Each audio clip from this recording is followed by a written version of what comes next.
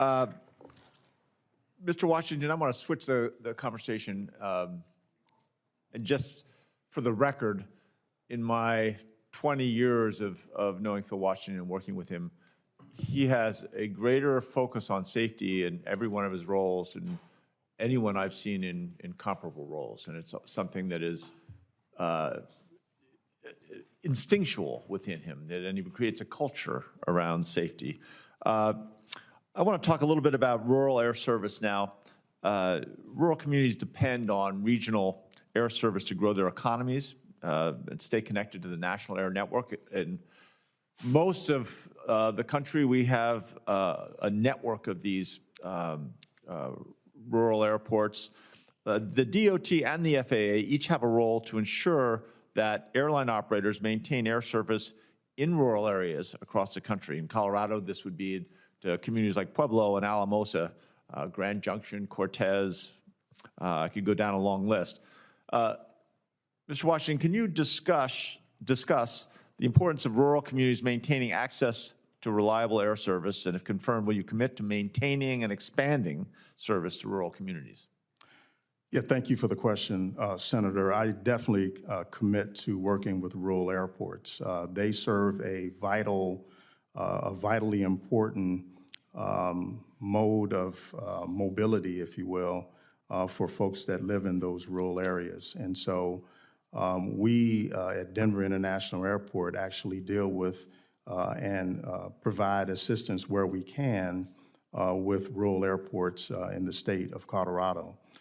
So I would continue that as the administrator as well. There's special things and special arrangements around construction and getting grant funding out to those rural, especially cold area airports, so they can build during the seasons where it's good for them to build. So to answer your question, absolutely, I would provide assistance there.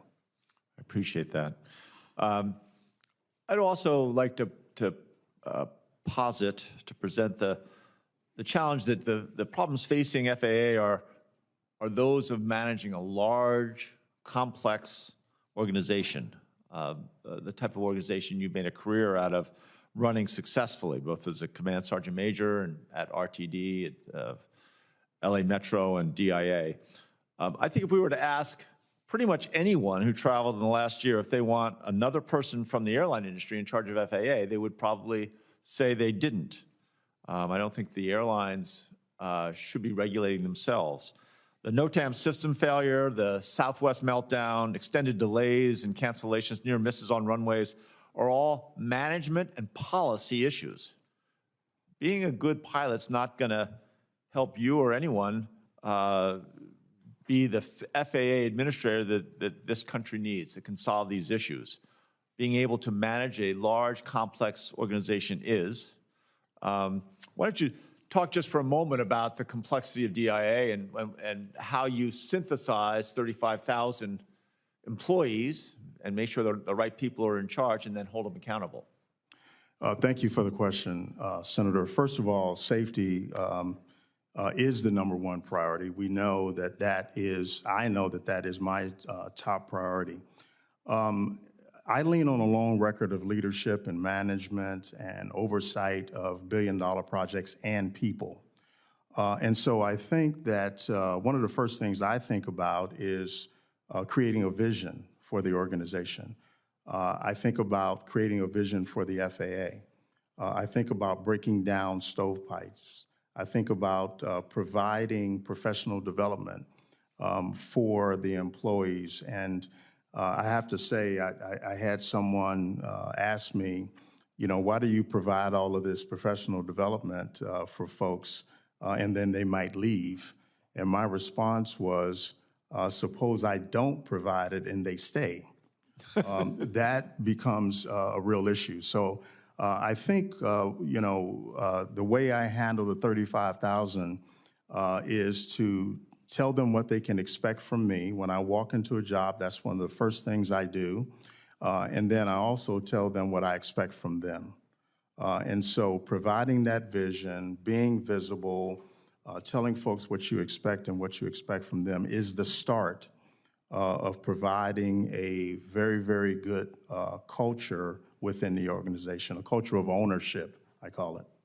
Right, and I think I'll leave you, the committee with this observation that when Phil came on board at DIA, we were in the midst of the COVID-19 pandemic.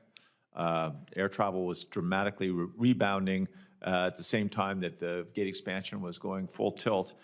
And I think 2 points. One is that he was able to maintain the operational efficiencies of the airport in those challenging times.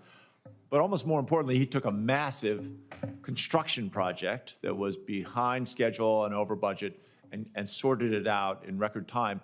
If you look at the investments that this country is going to make in air transportation, having someone who has repeated examples of coming in to difficult construction projects, having that person holding accountable the entire investment we're making in transportation is, I think, the right direction for Senator the FAA. Wicker, thank you.